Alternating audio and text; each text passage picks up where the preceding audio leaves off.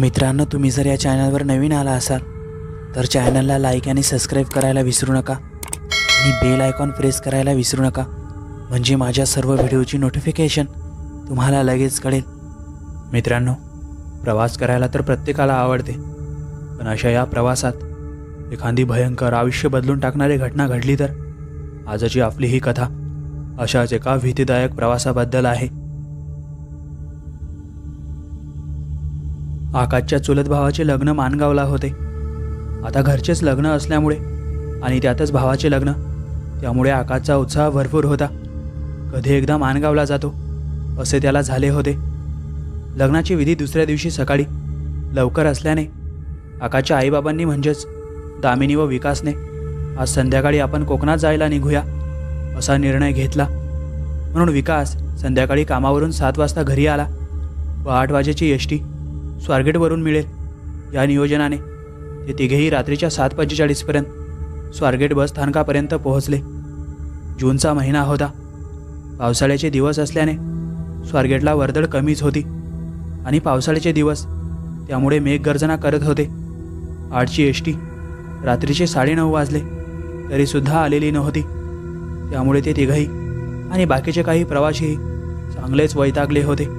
खूप वाट बघून महाड पोलादपूर लालपरी रात्री 10 वाजता बस स्थानकात हॉर्न वाजवत हजर राहिली। गर्दी कमीच होती। एसटीमध्ये फक्त 10 जण प्रवासी होते। गाडी लगेच रात्रीच्या 10:15 जागेवरून निघाली आणि लगेच विकासची पत्नी दामिनी म्हणाली, अरे विकास, आता महाडला पोचायला आपल्याला 1 ते 1:30 वाजेल बघ। विकास तिला उत्तर देत म्हणाला, अगं असू दे ग, रात्रीच्या प्रवासाची गंमतच वेगळी असते। काही वेळ नीट गेला। कंडक्टरने तिकिटे काढली व आपल्या पहिल्या सीटवर तो जाऊन बसला व सर्व एसटीमधील लाईट बंद केल्या। आता गाडी कात्रज घाटाला लागली व विजेच्या कडकडासह पाऊस सुरू झाला। आकाश या सर्व गोष्टींचा आनंद घेत होता। मातीचा तो सुवास, खिडकीतून अंगावर येणारे पावसाचे तुषार, असा पूर्ण छान प्रवास चालू होता। साधारण रात्रीच्या 11:30ला त्यांनी भोर सोडलं होतं। गाडी मजल दरमजल करत करत पावसातून हळूहळू चालली होती। सहसा सगळेच लोक रात्रीच्या पावसात झोपतात, पण ते तिघं पण टक्क जागे होते। बाहेरील काळ्या अंधारात गुडूप झालेले व सळसळणारी झाडे बघत होते। दामिनी हळूहळू झोपून गेली।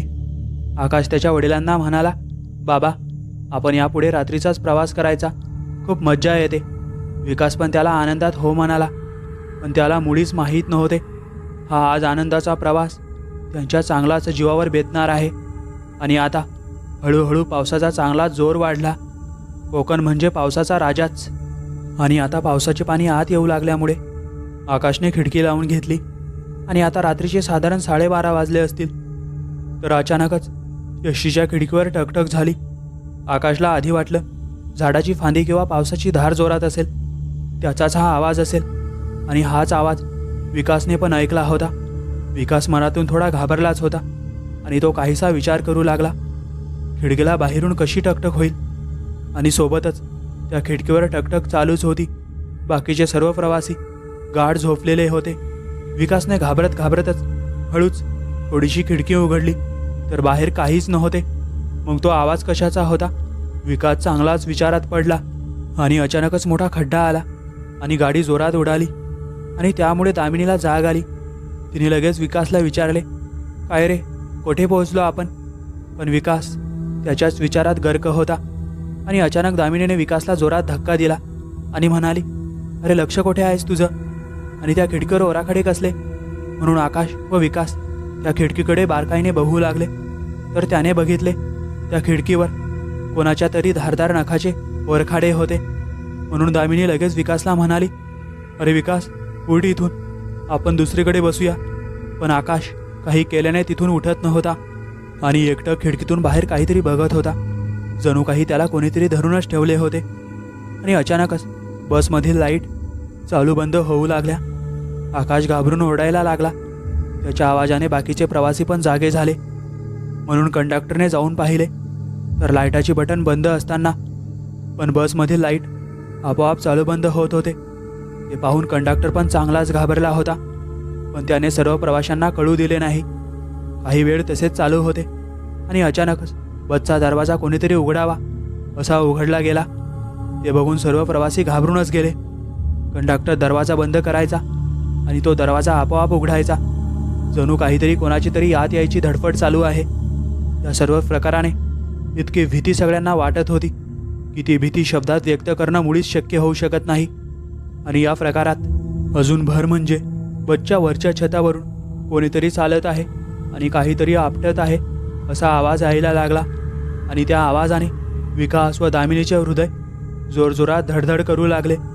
कुठून या रात्रीच्या प्रवासाला आलो असं आता विकासला पण वाटू लागले. पण आता विकास सांगणार कोणाला? आणि आकाश तर डोळे घट्ट मिटून बसला होता. एकतर रात्रीचा प्रवास, वरंध घाट म्हणजेच भीतीदायकच. त्यातच बसच्या हेडलाईट्स अचानक चालू बंद झाल्या व बंदच पडल्या आणि गाडी पण खरखर आवाज करत बंद पडली. सर्व प्रवासी ड्रायव्हरला ओरडू लागले आणि म्हणू लागले, काय रे, तुला गाडी चेक करून नाही का आणता आली?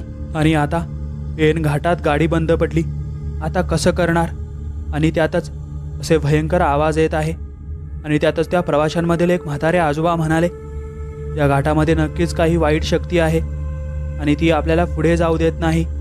आणि त्या म्हाताऱ्या आजोबाला उत्तर देत एसटीचा कंडक्टर म्हणाला, आजोबा, असं काही पण वंगाळ बोलू नका. आता इतक्यात मध्यरात्री ना घाटात कोणता मेकॅनिक सापडणार होता ना काही. आणि त्यातच या पूर्ण घाटात मोबाईल नेटवर्क नावाचा प्रकारही नाही. त्यामुळे संपूर्ण रात्र बसमध्येच घालवावी लागणार होती. पण बसमध्ये एवढे विचित्र आवाज ऐकून बसमधून सर्वच एक एक करून खाली उतरू लागले. दामिनी व विकास खाली उतरून आजूबाजूला बघत होते. नुकताच झालेला पाऊस, त्यामुळे चिखल आणि नजर जावी तिकडं खोल दऱ्या व नागासारखी पकड घेतलेली नागमोडी वळणे रात्रीच्या अंधारात आपल्याला गिळंकृत करतील की काय असं दामिनी व विकासला वाटत होतं. सुसाट वारा आणि आता रस्त्यावरून येणारे चित्र विचित्र हसण्याचे आवाज काळजात धस्स करत होते. आकाश मात्र एकटक त्या बसच्या छताकडे पाहत होता. म्हणून दामिनीने त्याला विचारले, अरे बाळा, काय बघतोय एवढं त्या छताकडे?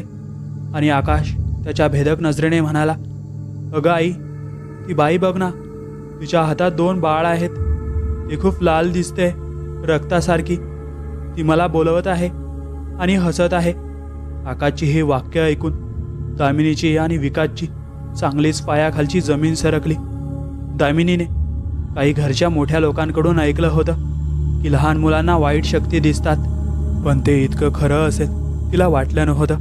तिने आकाशला घट्ट पकडून ठेवलं व विकासला बोलली, विकास, चल इथून, नाहीतर आपल्या आकाशचं मला काही खरी वाटत नाही. चल आपण चालत जाऊ. विकासला पण काय करावे काही सुचत नव्हते आणि त्याने पण दामिनीला हो म्हटलं आणि ते तिघं चालत चालत निघाले. विकासने आकाशला खांद्यावर घेतले व ते पाय उचलत पटपट चालू लागले. त्यांना वाटलं आपण घाट पार केला की संकट टळलं, पण त्या घाटात एकाचा अंत होणार आहे हे कदाचित त्या तिघांनाही माहीत नव्हते. जीवाच्या आकांताने ते तिघही त्या अंधारात चालत होते. मुलाचा जीव वाचवण्याच्या हेतूने ते घाट कधी पार करतील असं त्यांना वाटत होतं. आता घाट संपेल, मग घाट संपेल, पण घाट काही संपतच नव्हता. आकाश मात्र कोणीतरी पछाडल्यासारखा वेड्यासारखा हसत होता, ओरडत होता. पण आता दामिनीला वाटत होतं कोणीतरी आपला सारखा पाठलाग करत आहे. म्हणून आता दामिनीने मागे उलटून बघितले तर तीच मगाशी बंद पडलेली बस अचानक खूप वेगात आली आणि विकासला आणि आकाशला खूप जोरात धडक दिली. विकासला मात्र काहीही झालं नव्हतं, पण आकाश मात्र जीव गमावून बसला होता. त्या वाईट शक्तीने मात्र शेवटी आकाशचा जीव घेतला होता.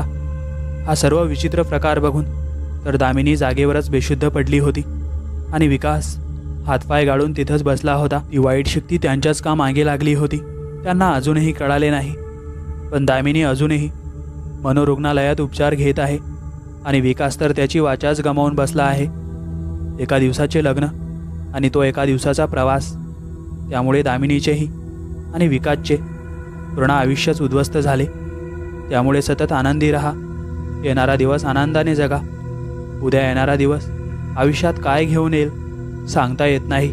मित्रांनो, ही कथा तुम्हाला कशी वाटली आम्हाला नक्की कमेंटद्वारे कळवा. आणि तुमच्याकडेही अशा काही भयकथा असतील, अनुभव असतील तर आपल्या चॅनलला नक्की शेअर करा.